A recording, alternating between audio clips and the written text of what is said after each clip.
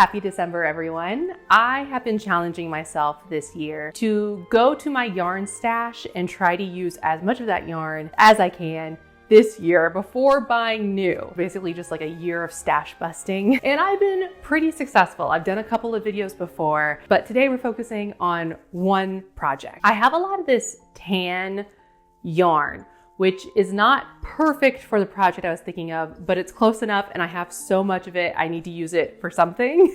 Earlier this year, I made a pie purse that I absolutely loved making, but this time, since it is the holidays, why not make a Christmas themed bag? And because I have all this tan, I thought, why not do a gingerbread house crochet purse? I don't have a pattern. I'm going in completely blind, just seeing if I can do this. It's very highly experimental. Nothing ended up being too difficult. It was all relatively simple. So this is not going to be like a full out tutorial, but I will give you a walkthrough of all of the steps that I did and give you a couple of tips and tricks if you would like to try to recreate this bag. All right, let me show you how I made this really adorable bag. So I had this grand plan where I was driving back to my hometown for an early Thanksgiving, and I get some cute travel footage and crochet footage, and by the time I got home, I'd be halfway through this project, and I barely crocheted anything. I got like a third of the way through the first piece, so here we are back home.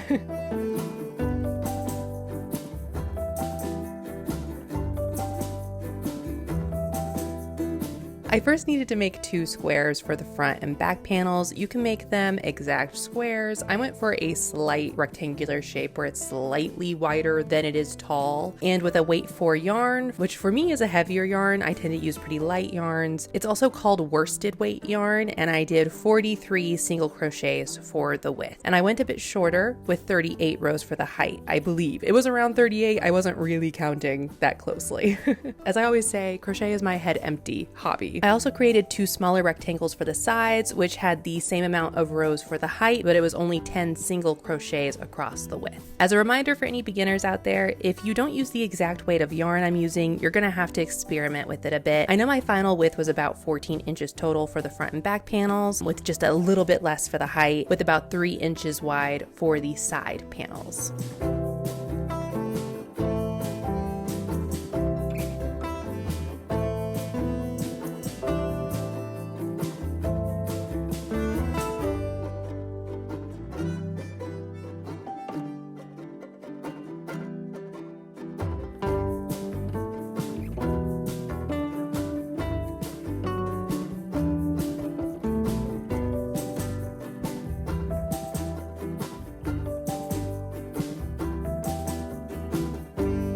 Next, I also wanted to make a roof that would serve as the flap, but that needed to be a trapezoid instead of a rectangle. Wow, middle school geometry class is coming in handy for this one.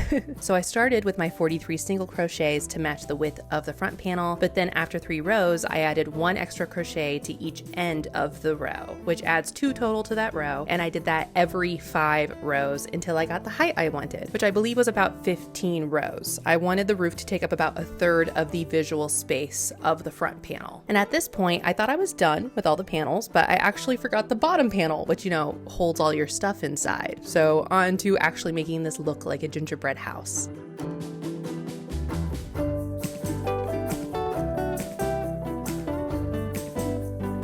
So I wanted to try surface crochet for this one. I felt like it would be the easiest way to achieve the look I wanted, and I used this video to learn how. Definitely check out their video if you'd like specific instructions. They do a great job at explaining the steps.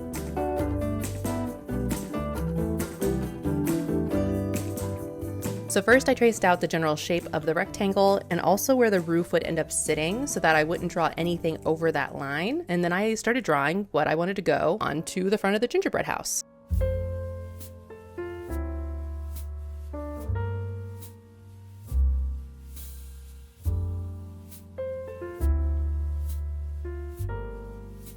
Then I cut out the shape so I could pin it to my surface area as a pattern. I did not do a very good job at staying on these lines, but they really helped to keep me as correct as I could be. The reason I chose surface crochet was I wanted a 3D effect that would kind of be reminiscent of frosting that goes on gingerbread houses, but you could also attempt more of a tapestry crochet look where you crochet the tan and the white colors at the same time, but that takes a lot more forethought, and I also didn't think it would give me the look that I wanted here. This method definitely took a bit to get used to. Trying to hold the rectangle while also holding the white yarn felt a little awkward, but eventually I got the hang of it.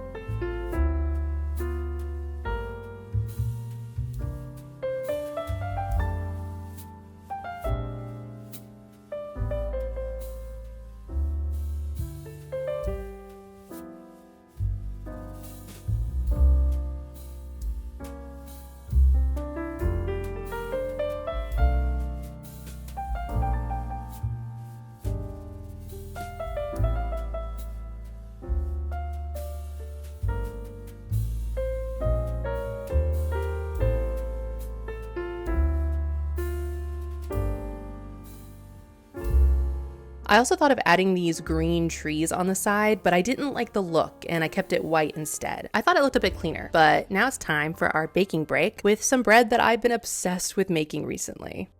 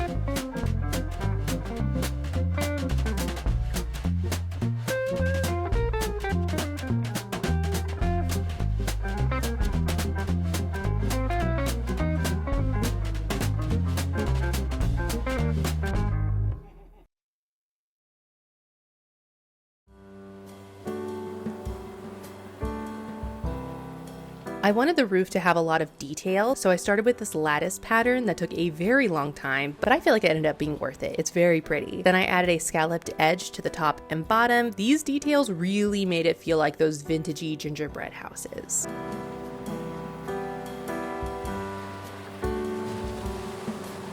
And then I remembered I needed a bottom panel, so I made the width the same as the side panel width, which was about 3 inches, and the length the same as the front and back panel width, which was 14 inches, as you'll probably remember.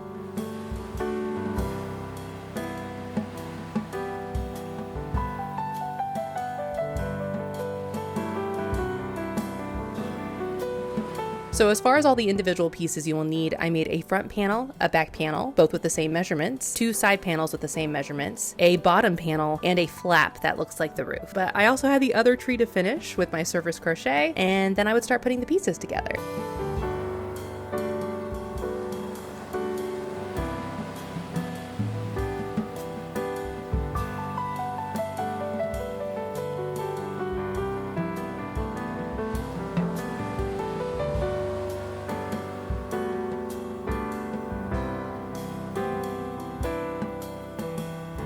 I used a single crochet seam to crochet them together, or rather I should say a half double crochet seam. I wanted the seam to be very visible and look as much like frosting as I could.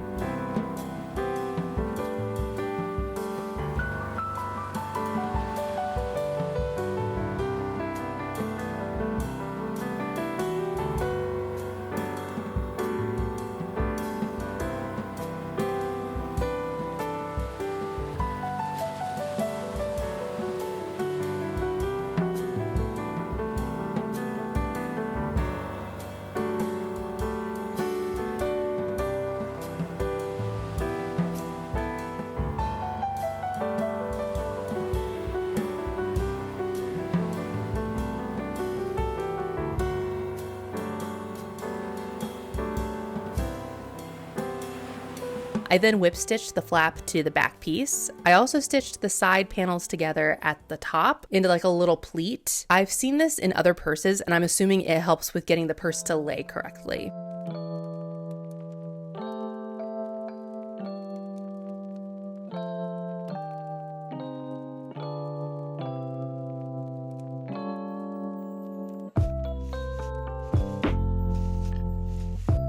Lastly, I made a different type of strap than I've ever made before. I was definitely experimenting with this one, but I think it worked really well. I crocheted a 4-inch wide strap. I don't know the exact length. I just kind of kept holding it over my shoulder to see a length that I would like. And then I folded the 2 ends into each other, folded it again in half, and whip stitched that closed, leaving the 2 ends open.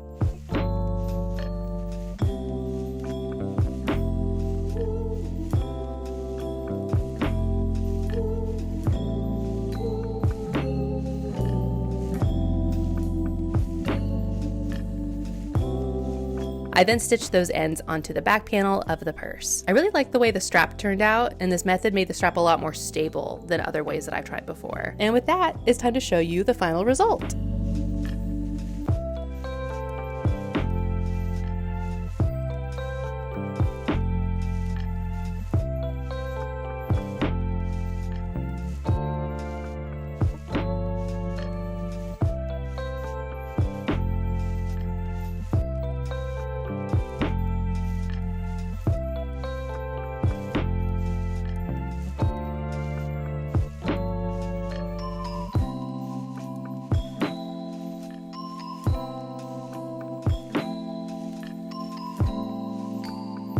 I did add a whopper popper at the front just to make sure that that flap stays closed. I don't think that's perfect. I'll definitely go in with like magnet closures. I have a few of those. I just couldn't find them today, so this definitely took longer than I thought it was going to. I thought it was going to take like a day or 2 at most. It ended up taking, I would say, about 4 days to finish this project. Nothing was too complicated, but every step took a little bit longer than I thought it was going to, but it was all really worth it. I love this bag. I think it is so adorable. I think this will make an adorable gift for someone. I think if you made smaller versions of this, it could be great decor, like up on a mantle. If you wanted to do like a crochet house village, if I had the time for that, I would probably have done that this year. It can also make a really cute pillow if you just didn't add the strap and then stuffed it. By the way, I am so sorry I didn't get back to any of my comments from my last video. Right after I posted that video, I had to get ready to go out of town for an early Thanksgiving, as you saw earlier in this video, and then I came back and life got super busy. I'm so sorry. I just wanted to thank everyone here who commented or engaged with my last video. Thank you guys so much. I worked really hard on that, so thank you guys. That's gonna be it for me this week. I hope you had a good time. If you like this video and would like to see more from me, I would love if you subscribe, and I hope to see you back here next time. Bye.